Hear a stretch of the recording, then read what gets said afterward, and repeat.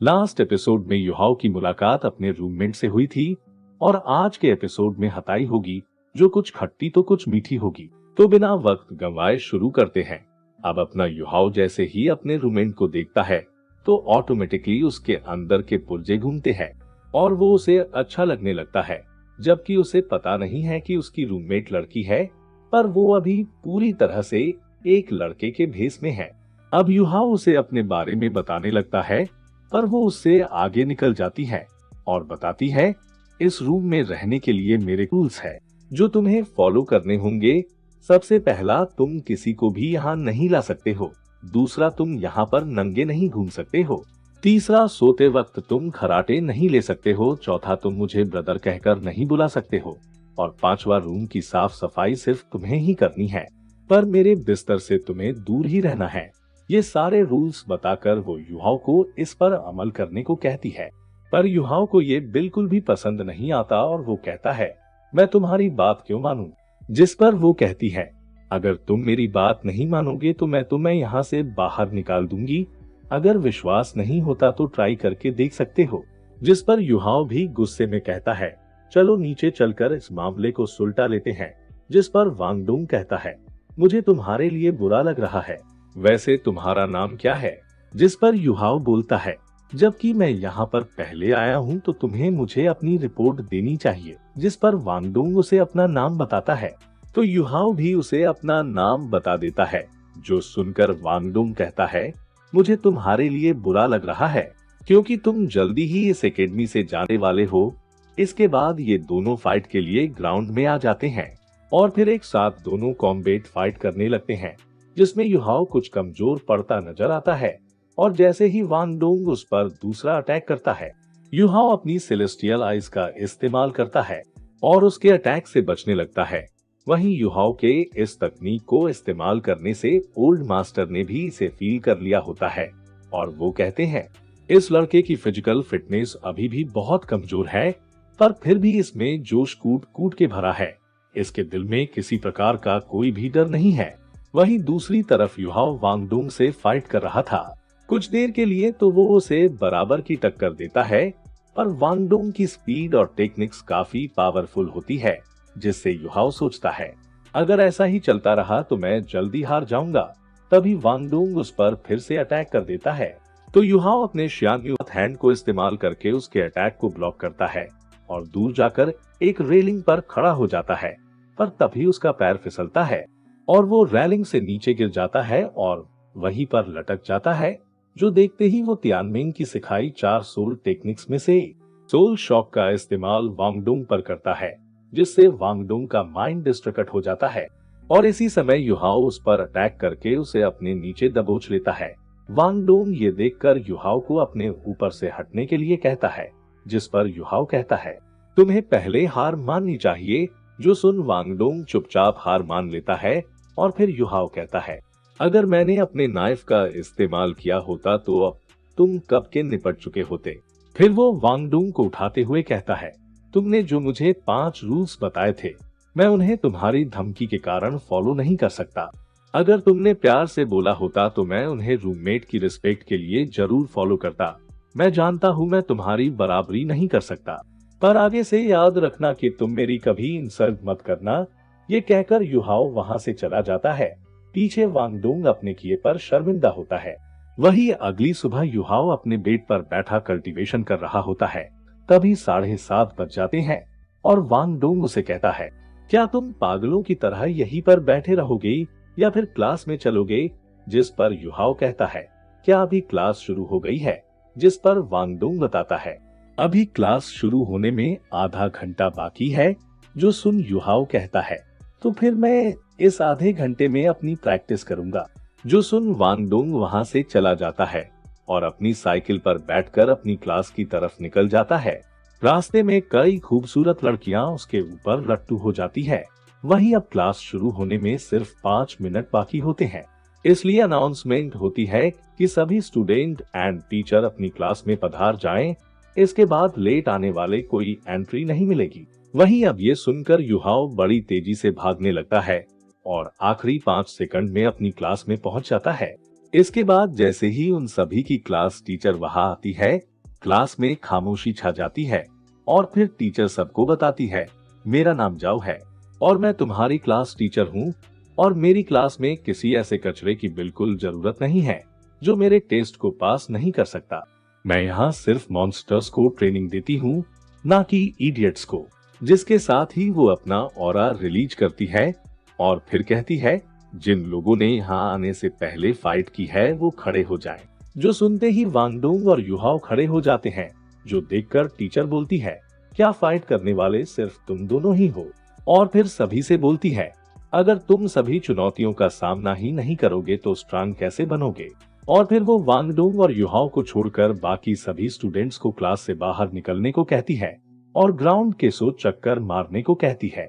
ये सुनकर तो सभी स्टूडेंट की हालत खराब हो जाती है और तभी मास्टर बोलती है, अगर कोई इसे पूरा नहीं कर पाता है तो उसे स्कूल से बाहर निकाल दिया जाएगा। ये सुनते ही एक बंदा 30 मार खा बनते हुए खड़ा होता है और कहता है, टीचर मैं इससे सहमत नहीं हूँ। हमने फाइट नहीं की है तो हम क्यों दौड़ लगाएं? जिस पर टीचर अपनी पावर रिलीज करते हुए कहती है, क्योंकि ये मैंने कहा है, अगर तुम्हें ये नहीं करना है तो तुम की स्कूल से बाहर निकल सकते हो। यहाँ सिर्फ मेरे रूल्स और मेरी मर्जी चलती है। अब टीचर की इतनी खतरनाक पावर देखकर सभी डर जाते हैं और जल्दी से क्लास से बाहर चक्कर मारने दौड़ने लगते हैं। तभी टीचर उन्हें कहती है, मैं तुम सभी को याद दिला दूं कि इसके लिए तुम्हारे पास सिर्फ 1 घंटा है और इसी 1 घंटे में तुम्हें 100 चक्कर लगाने हैं। अगर तुम ये नहीं कर पाते हो तो तुम्हें यहाँ से धक्के मारकर बाहर निकाल दिया जाएगा। अब सभी बच्चों के बाहर जाने के बाद टीचर युहाओ और वांगडोंग को अपने पास बुलाती है और इन दोनों से पूछती है, चलो बताओ तुमने क्यों और किसके साथ फाइट की है? जिस पर युहाओ बोलता है, टीचर हम दोनों रूममेट्स हैं और हमारा एक छोटी सी बात पर झगड़ा हो गया था और उसे सुलटाने के चक्कर में हमने फाइट कर ली।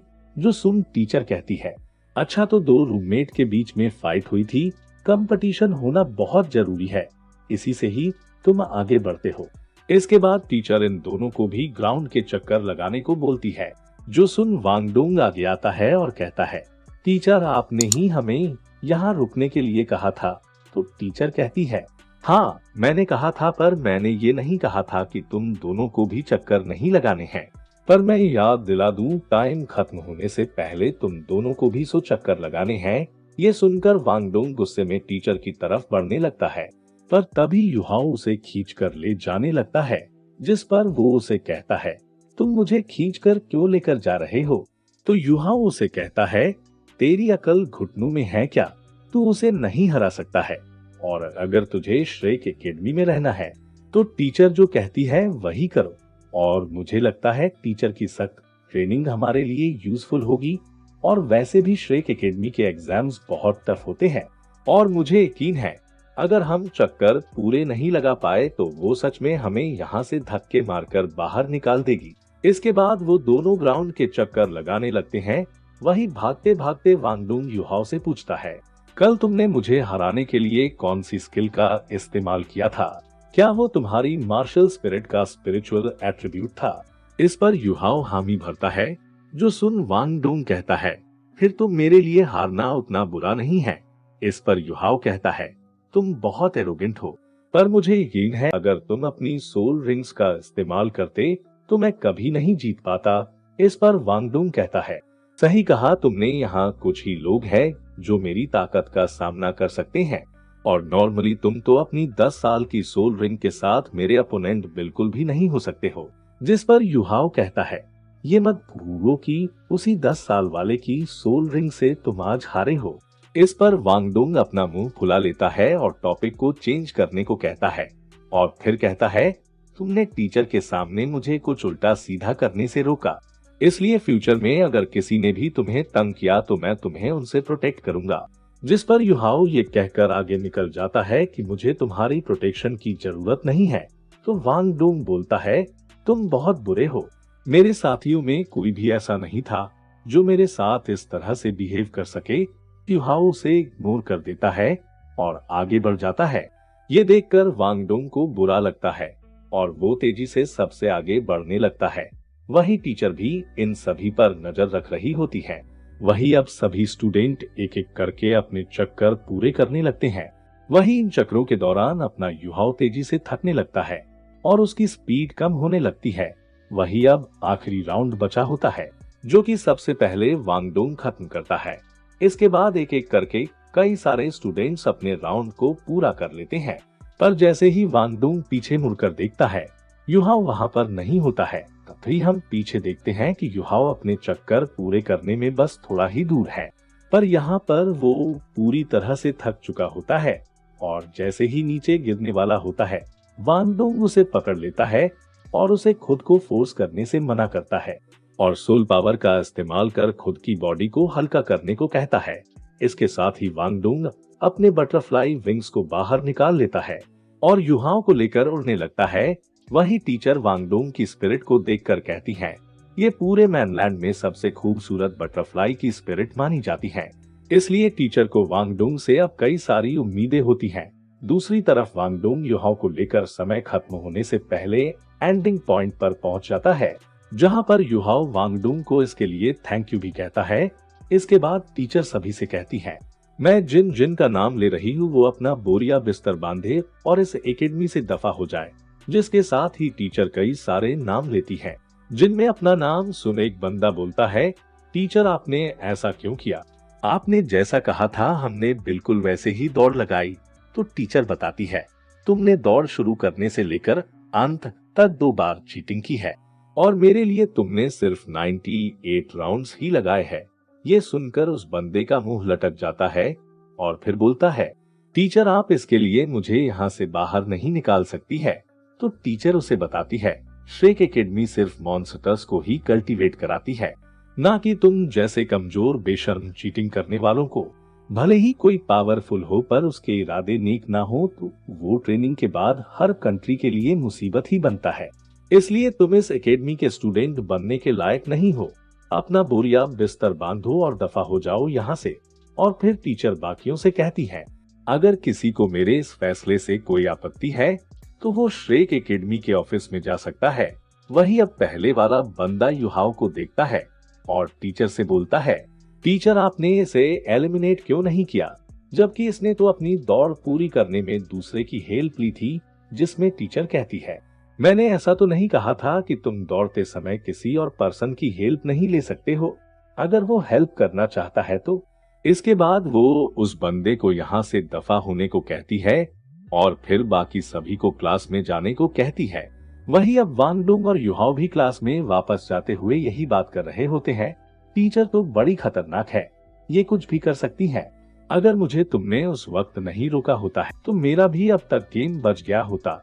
इसके बाद सभी क्लास में आ जाते हैं और टीचर क्लास की शुरुआत युहाओ को खड़ा करने से करती है और उसे अपनी सोल पावर के बारे में बताने को कहती है, जिस पर युहाओ बताता है, मेरी सोल पावर लेवल 11 पर है। वही ये सुनकर सभी स्टूडेंट्स हैरान होते हैं कि युहाओ लेवल 11 पर कैसे पहुंच गया।